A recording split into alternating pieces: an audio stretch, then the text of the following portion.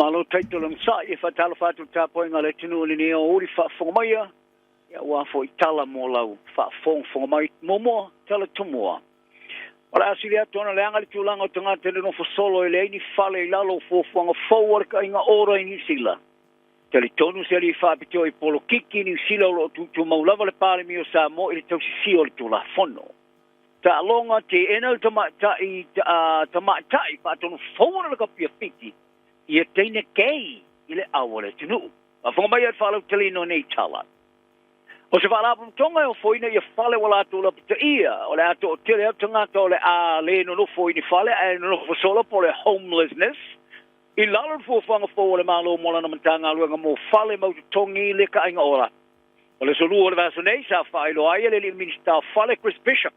Ia fo fuanga o le toi milino sanga mo le mantanga luenga o fale.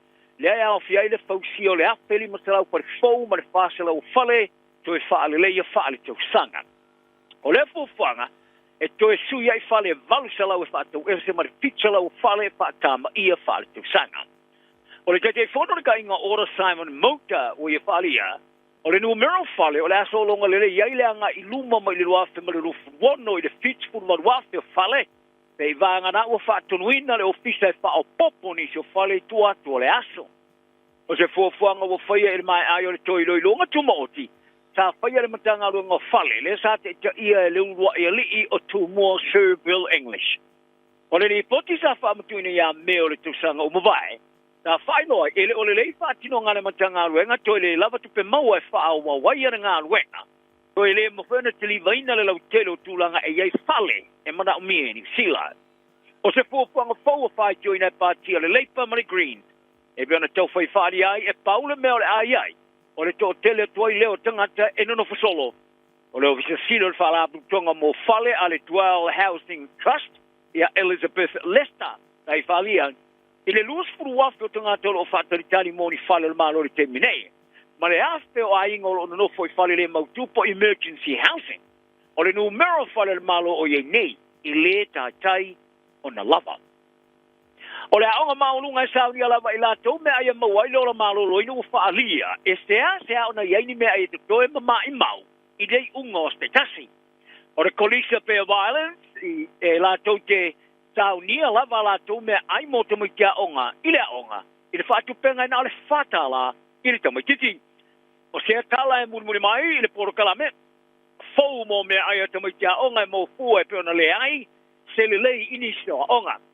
Sa kipi le malo fa tu pengo le proclame mo me ai mo fo to me ja onga sai lo ole ka ora ka ako il se lau tos fu miliona tala to sanga tu vai ma tu ina tu ai me ai mo to me ja onga se player company e pe le Compass Group ma tili va ya onga o va sto vai sa li po ti ni so onga sa so on ya so tu ai to nu wat la tu me ai ta ma foi ona aponi so ya onga fa to ina lava ila to me ai mo to ti sa tua ia e fo iniso to mai kia onga ia isia onga ia me ai o peoni me ai pango ta o te sata wai sa for ai le min sta long lango o onga David Seymour ia le swinga o le ulua e kolis o le ulua I ulua onga ale kolis pe plenty it is that painting Davis dai faria il proclama le first up sa faalu la na onga se mai nga tu petele to faale le ia le la to potkuka mai ta wai sa tala no ya si mo mai fa no fa ta wana wina e tu watu lava ya ila tu le tolu tala ile pu me ai la tu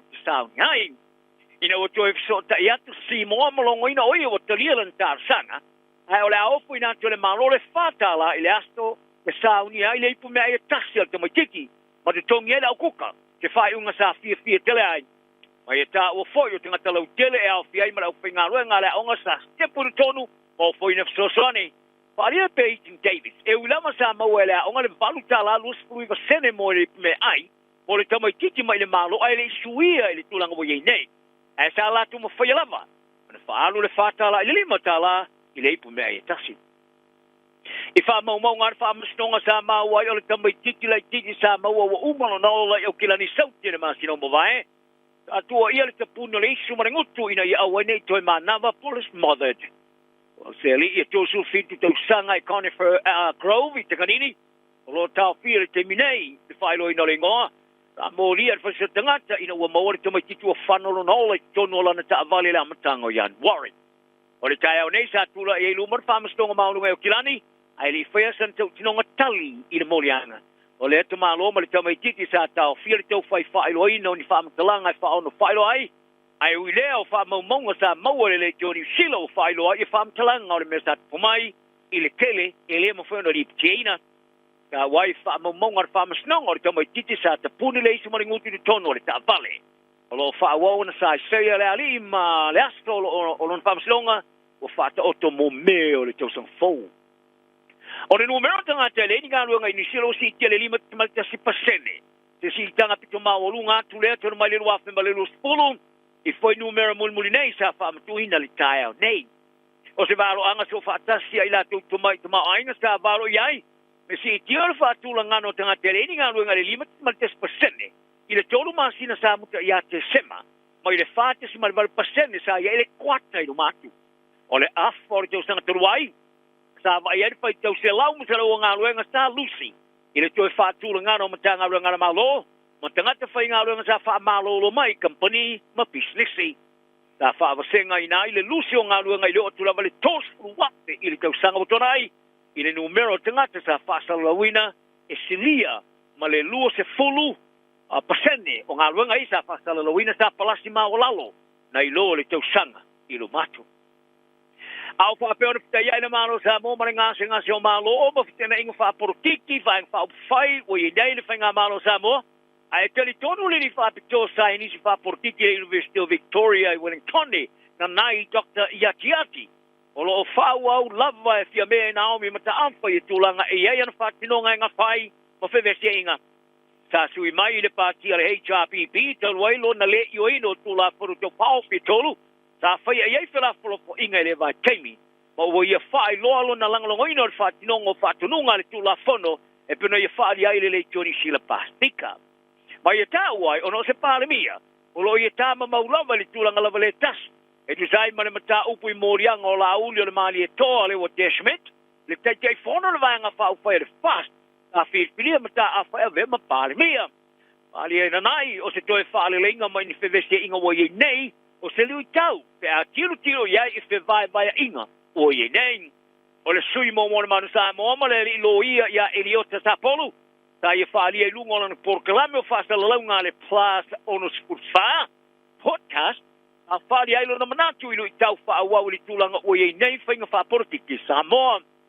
Ta ia whaali ai, o le manatu tangata sa iai, o le o whiwhilia nene vanga whaupaya le fast, lono winga, o whainga pi o mare whaalatu o sa iai wa oma, a ware pātia le HRPP, o whafo. A re te mene o tō tele nei tanga tele tūlanga o iai, ma le lo loto wa tele tōne iei te ngata, i le tūlanga o iai nei, le lo loto o iai ia o le vanga whai o le HRPP.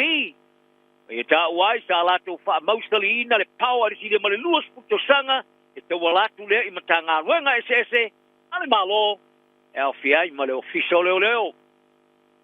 E te alonga o le tamatai whatunu fōu le kapia fiti o e whalia e nate te te tamatai kei anu nofo whaurungari e whai masuia lau la kapia le tunu ni manatu o whai toina e le vaenga langolango moa i ara tau o tamatai matina i le atunu.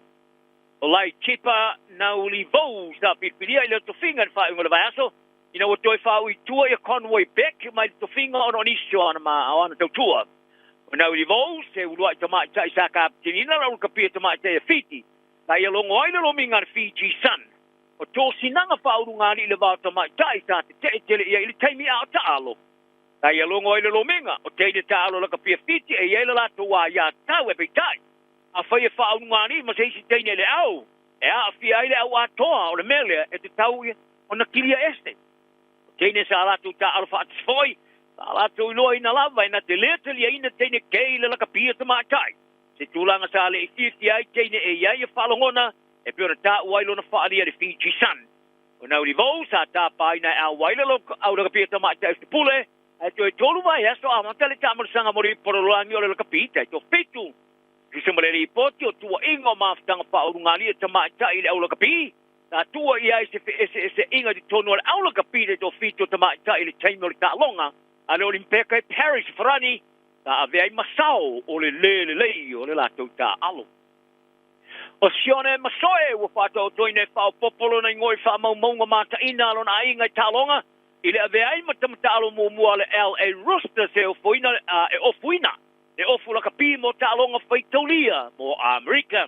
O masoe sa whai masui o Amerika le talonga Olimpeka mo tupula mata vau le astu wha. A Amerika sa mo i talonga le Oceana o le Wavis Mariva. O whirwhilia nea i le awa le Hawks e ta alo ai ma le awa le Greece. I tālonga whaitaulia lua Las Vegas e pera liputia e le vāngo tala le nr.com. A whaia ta alo se tasio nei tālonga whaitaulia lua e la sorufuru lima ma la sorufuru valu February. O se vāengo tālonga le tāmuru sangalika le NRL Australia le whaia Las Vegas. Se so atuai le ma tālonga e tolu e whaia le aso mua mati le malai le Legion Stadium. O le a ausia i loe masoe ni ausia ngai tolu mawa e. E le ngata o le a mau aisa ra ua i talonga whaavao malo mo le ka piliki mo Amerika. Ai o le tau le lus furu iwa tau sanga o le a aveai mastam ta alo mua mai le au o le LA Roosters. E pio na langolango ina le kalapu o le Sydney Roosters. E ta alo ai mo le au whaavao malo Amerika. I le au sio le la sanga mawae. O le a wai atu loa i le sui mo le All Blacks Christmas oe. E ta alo ai talonga whaavao malo. O le tamao masoe, ia mika sa whai masuia sa moi whai pilenga ro limpeka le a FEB salau valu, a feiva, valu. O le a FEB salau iwa sunaluan, o le usolon tama ia Marcelino masoe, le sa ave mani tangata wa rua e Pauline Sia, mua e manu malo le champine rolangi whai pilenga le fusa le WPA, i le au panga o le middleweight, i le rua whemale wha. Ia tala nana iasto, ia i whealo whani tangtauma, soi foia.